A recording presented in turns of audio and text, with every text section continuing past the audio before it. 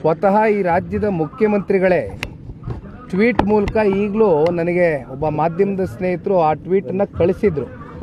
2,85,000 ಉದ್ಯೋಗವನ್ನು ನಾವು ಭರ್ತಿ ಮಾಡ್ತೇವೆ, ಸರ್ಕಾರದಲ್ಲಿ ಇರ್ತಕ್ಕಂಥ ಒಂದು ಅವಕಾಶ ಏನಿದೆ. ಈ ಹಿಂದೆ ಪಾಪ ಭಾಳ ಹೇಳಿದ್ರು, ಹಿಂದಿದ್ದಂಥ ಸರ್ಕಾರಗಳು ಯಾರೂ ಕೂಡ ಉದ್ಯೋಗಗಳನ್ನ ಕಲ್ಪಿಸ್ಲಿಕ್ಕೆ ಆಗಲಿಲ್ಲ.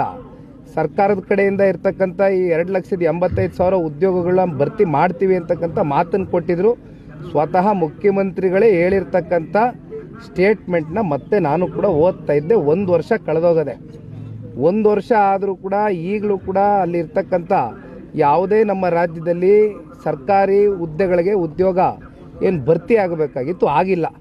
ಆ ಹಿನ್ನೆಲೆಯಲ್ಲಿ ಇವತ್ತು ಧಾರವಾಡದಲ್ಲಿ ನಾನು ಬೆಳಗ್ಗೆಯಿಂದ ನೋಡ್ತಾ ಇದ್ದೇನೆ, ಇವತ್ತು ಯುವಕರು ಬೀದಿಗಿಳಿದವರೆ. ಬೀದಿಗಿಳಿದಕ್ಕಂಥ ಒಂದು ಪರಿಸ್ಥಿತಿ, ವಾತಾವರಣವನ್ನು ಈ ರಾಜ್ಯದ ಮುಖ್ಯಮಂತ್ರಿಗಳಾಗಲಿ ರಾಜ್ಯ ಸರ್ಕಾರ ಆಗಲಿ ನಿರ್ಮಾಣ ಮಾಡಿರ್ತಕ್ಕಂಥದ್ದು ನಿಜಕ್ಕೂ ಕೂಡ ಅತ್ಯಂತ ಖಂಡನೀಯ.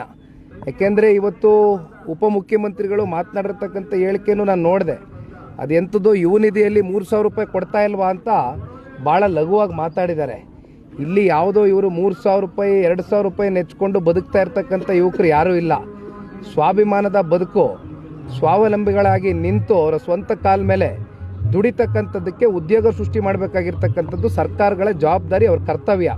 ಜೊತೆಯಲ್ಲಿ ಮುಖ್ಯಮಂತ್ರಿಗಳಾದಿಯಾಗಿ ಮಾತು ಕೊಟ್ಟಿದ್ರು, ಆದರೆ ಕೊಟ್ಟ ಮಾತಂತೆ ಯಾವುದೂ ಕೂಡ ಉಳಿಸ್ಕೊಂಡಿಲ್ಲ, ಮಾತು ತಪ್ಪಿದ್ದಾರೆ. ಹಾಗಾಗಿ ಇವತ್ತು ಯುವಕರು ಬೀದಿಗಿಳಿದಿದ್ದಾರೆ. ಅಂತಿಮವಾಗಿ ಧಾರವಾಡದಲ್ಲಿ ಏನು ಇವತ್ತು ಈ ಪ್ರತಿಭಟನೆ ಹೋರಾಟ ಶುರುವಾಗಿದೆ, ಬಹುಶಃ ಈ ಒಂದು ಯುವಕರ ಕಿಚ್ಚು ಇಡೀ ರಾಜ್ಯ ವ್ಯಾಪ್ತಿ ಮುಂದಿನ ದಿನಗಳಲ್ಲಿ ಭಾಳ ದೊಡ್ಡ ಮಟ್ಟದಲ್ಲಿ ಹತ್ತುರಿತಕ್ಕಂಥದ್ರಲ್ಲಿ ಯಾವುದೇ ಸಂಶಯ ಇಲ್ಲ.